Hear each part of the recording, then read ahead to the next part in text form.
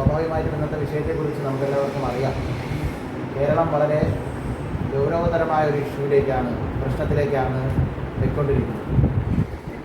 പല വിഷയങ്ങളെക്കുറിച്ചും നമ്മൾ പലതരത്തിലുള്ള ചർച്ചകൾ, സംവാദങ്ങളൊക്കെ നടത്താറുണ്ട്. PSC എന്ന് പറയുന്നത് അങ്ങനെ കേവലം ഒരു ചർച്ചയിലോ സംവാദത്തിലോ മാത്രം ഒതുക്കേണ്ട ഒരു വിഷയമല്ല. കാരണം പാഠശാല മുതൽ കാസർഗോഡ് വരെയുള്ള നമ്മുടെ യാത്രകൾ പോകുമ്പോൾ നമുക്ക് കാണാൻ സാധിക്കുന്നത് പൂർണ്ണപോലെ മുളച്ചുപൊന്തി നിൽക്കുന്ന PSC പരിശീലന കേന്ദ്രങ്ങളാണ്. അതായത് കേരളത്തിലെ ലക്ഷക്കണക്കിന് വരുന്ന യുവതീവാക്കൾക്ക് കേരളത്തിൽ തൊഴിൽ ചെയ്യണമെങ്കിൽ അവർ പ്രതീക്ഷയോടുകൂടി കാണുന്ന ഒരേ ഒരു സംരംഭം അത് പബ്ലിക് സർവീസ് കമ്മീഷനാണ്.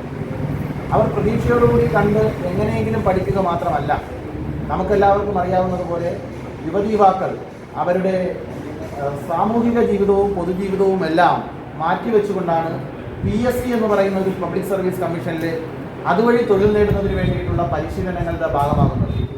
ഇതിൻ്റെ ഭാഗമായി വിവാഹങ്ങൾ തന്നെ മാറ്റിവെക്കുന്നവർ, കുട്ടികളുടെ മറ്റു പല ആവശ്യങ്ങളിലും പങ്കെടുക്കാതെ മാറി നിൽക്കുന്നവർ, കുടുംബജീവിതത്തിൻ്റെ എല്ലാ സൗകര്യങ്ങളും സന്തോഷങ്ങളും വേണ്ടെന്ന് വെച്ച് ഒരു ജോലി കേരളത്തിൽ നേടണമെന്നുള്ള പ്രതീക്ഷയോടുകൂടി കേരളത്തിൻ്റെ മണ്ണിൽ പരിശീലനം നേടുന്നവർ, ഇങ്ങനെ പരീക്ഷയ്ക്ക് വേണ്ടി കഷ്ടപ്പെട്ട് പഠിച്ച് അവർ ദീർഘകാലം 8 വർഷം 9 വർഷം 10 വർഷക്കാലം പരിശീലനം നേടിയിട്ടാണ് PSC നടത്തുന്ന ഏതെങ്കിലും ഒരു പരീക്ഷയുടെ ലിസ്റ്റിലേക്ക് ഇടം നേടുന്നത്. പരീക്ഷയുടെ ലിസ്റ്റിൽ വന്നാൽ സ്വാഭാവികമായിട്ടും അവരുടെ പ്രതീക്ഷ 5 വർഷത്തിനിടയ്ക്കെങ്കിലും ആ ലിസ്റ്റിൽ നിന്നൊരു തൊഴിൽ ലഭ്യമാകും എന്നുള്ള പ്രതീക്ഷയാണ്. ആ പ്രതീക്ഷയുമായി പിന്നെ അവർ കാത്തിരിക്കുകയാണ്. പല സ്വപ്നങ്ങളും അവർ നെയ്തുകൂട്ടുകയാണ്.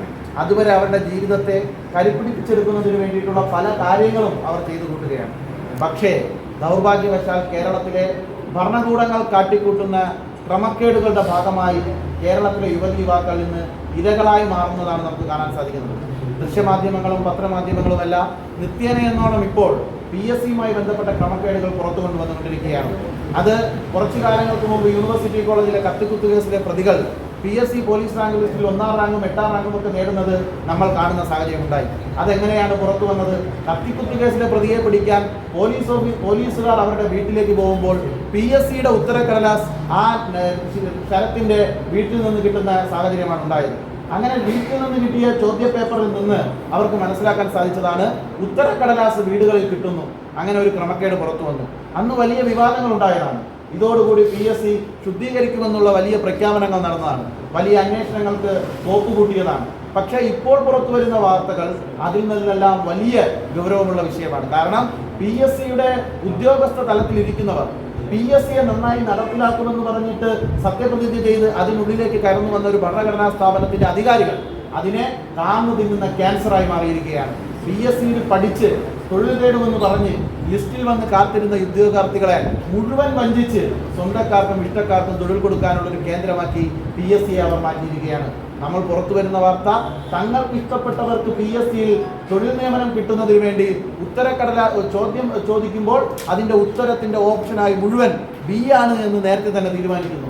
ആ പരീക്ഷ നടത്തുമ്പോൾ ആ പരീക്ഷയിലെ എല്ലാ ചോദ്യത്തിൻ്റെയും ഉത്തരം B ആയി മാത്രം മാർക്ക് ചെയ്യപ്പെടുന്നു. നമ്മൾ പരിശോധിക്കുമ്പോൾ 53 ക്വസ്റ്റ്യൻ്റെ ഉത്തരം ഓപ്ഷൻ B മാത്രമായി മാറുന്നു. ആ ഓപ്ഷൻ B സ്വന്തക്കാർക്ക് പറഞ്ഞു കൊടുത്ത് അവരെ കയറ്റാനുള്ള സാഹചര്യം നടത്തുന്നു. ഫിഷറീസ് ഡിപ്പാർട്ട്മെന്റിൽ നിങ്ങൾ തന്നെ പുറത്തു കൊണ്ടുവന്നതാണ്. ഫിഷറീസ് ഡിപ്പാർട്ട്മെന്റിലെ ഒരു പരീക്ഷ നടത്തുമ്പോൾ ആ പരീക്ഷ എഴുതിയ പരീക്ഷയുടെ ഭാഗമായി തൊഴിൽ ലഭ്യമായ 42 പേരിൽ 30-ലധികം പേരും ഒരു കോളേജിലെ SFIയുടെ ആളുകളായി മാറി തിരികെ കയറുന്ന സാഹചര്യം ഉണ്ടാകുന്നു. എങ്ങനെയാണ് കേരളത്തിലെ പബ്ലിക് സർവീസ് കമ്മീഷൻ എന്ന് പറയുന്ന മറ്റെന്തെങ്കിലും ഒരു സംരംഭമോ തൊഴിൽ സാധ്യതയോ തേടി പോകാനുള്ള സാഹചര്യം നമ്മുടെ കേരളത്തിലില്ല. നമ്മുടെ കേരളത്തിൽ വ്യവസായ സംരംഭങ്ങളുടെ വലിയ സാധ്യതകൾ നമ്മുടെ കേരളത്തിലില്ല. സാധാരണക്കാരൻ്റെ ആശ്രയമായ PSCയിൽ സ്വജനപക്ഷപാതത്തിന്റെ അങ്ങേയറ്റമായിക്കൊണ്ടിരിക്കുകയാണ്. ഇതിനെതിരെ വലിയ തോതിലുള്ള പ്രക്ഷോഭങ്ങൾ, ആശങ്കകൾ, വലിയ തോതിലുള്ള പ്രതിഷേധങ്ങളൊക്കെ സമൂഹത്തിൽ നിന്ന് ഉയർന്നു വന്നുകൊണ്ടിരിക്കുന്നു. പക്ഷേ ഇതിനെതിരെ ഒരു അന്വേഷണം കൃത്യതയോടുകൂടി നടപ്പിലാക്കണമെന്നുള്ളതാണ് യുവമോർച്ചയ്ക്ക് ഈ അവസരത്തിൽ മുന്നോട്ട് വയ്ക്കാനുള്ള ആവശ്യം. അന്വേഷണം നടത്തുന്ന സമയത്ത് തങ്ങളുടെ ഇഷ്ടക്കാരെ തിരികെ കയറ്റിയവർ, തങ്ങൾക്ക് വേണ്ടി പണിയെടുത്തവർ ഞങ്ങൾക്ക് വേണ്ടി അന്വേഷണം കൂടി നടത്തിക്കോട്ടെ എന്നുള്ള നിലപാടാണ് ഇപ്പോൾ പുറത്തു വരുന്ന വാർത്തകൾ.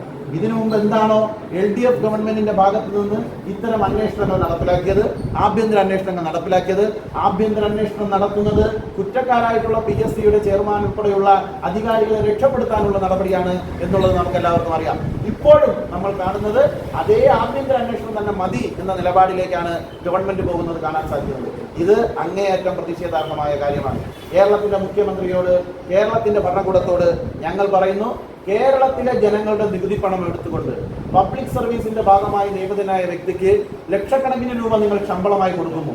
ആ ശമ്പളമായി കൊടുക്കുന്ന പണം ഉപയോഗിച്ചുകൊണ്ട് സ്വന്തം ഡ്രൈവറുടെ ഭാര്യയെയും സ്വന്തം ആളുകളെയും തിരികെ കയറ്റാനുള്ള ഒരു ശ്രമമാണ് അവരുടെ ഭാഗത്തു നിന്നുണ്ടാകുന്നത്.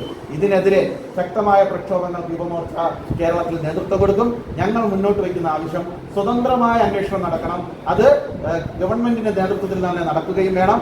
അതോടൊപ്പം ഇതിന് ധാർമ്മികതയെല്ലാം ഏറ്റെടുത്ത് കുറ്റക്കാരന്മാരായ കള്ളന്മാരായ PSCയുടെ അംഗങ്ങൾ രാജിവെച്ച് പുറത്തുനിന്ന് അന്വേഷണം നേടണം.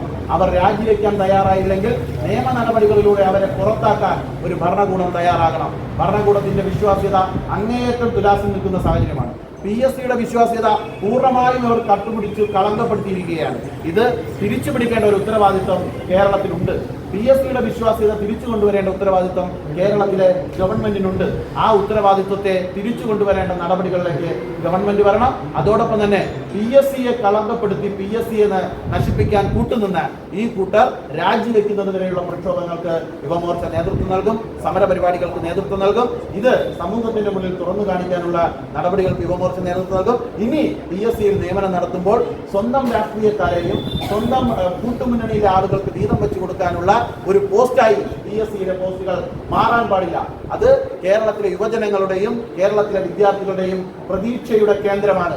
ആ പ്രതീക്ഷയുടെ കേന്ദ്രം രാഷ്ട്രീയക്കാരായിട്ടുള്ള സ്വന്തം പാർട്ടിക്കാർക്ക് വീതം വെച്ചു കൊടുക്കാനുള്ള ഒരു പോസ്റ്റ് മാത്രമായി PSCയുടെ അധികാരികളുടെ പോസ്റ്റ് മാറാതിരിക്കാൻ ഈ ഭരണകൂടം ശ്രദ്ധിക്കണമെന്നുള്ളതാണ് ഞങ്ങൾക്ക് സൂചിപ്പിക്കാനുള്ളത്. അത്തരത്തിൽ കൂടി പോയാൽ അതുകൂടി ഞങ്ങൾ ചോദ്യം ചെയ്യുന്ന സാഹചര്യം ഉണ്ടാകും. സുതാര്യമായ കൃത്യനിർവഹണമായ ഒരു സംവിധാനത്തിലൂടെ PSCയെ മാറ്റിയെടുക്കാൻ വേണ്ടിയിട്ടുള്ള ഇടപെടലുകൾക്ക് ഗവൺമെന്റ്, അതോടൊപ്പം തന്നെ ഇപ്പോൾ PSCയെ നശിപ്പിച്ചുകൊണ്ടിരിക്കുന്നവർ രാജിവെക്കുന്നതിന് വേണ്ടിയിട്ടുള്ള ഒരു ഇടപെടൽ ഗവൺമെന്റിന്റെ ഭാഗത്തു നിന്നുണ്ടാകണം. സ്വമേധയാ അവർ രാജിവെച്ചുകൊണ്ട് വേണം ഈ അന്വേഷണം നേരിടേണ്ടതെന്ന് കൂടി യുവമോർച്ച ഇപ്പോൾ ആവശ്യപ്പെടുകയാണ്.